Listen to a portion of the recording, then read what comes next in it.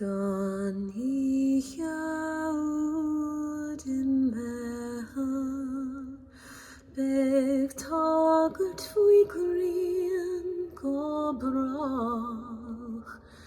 Oíche Úd I mBeithil, go dánig an fríor slán. Tá gríos grua sparaf, son talamh nach lúdach ban.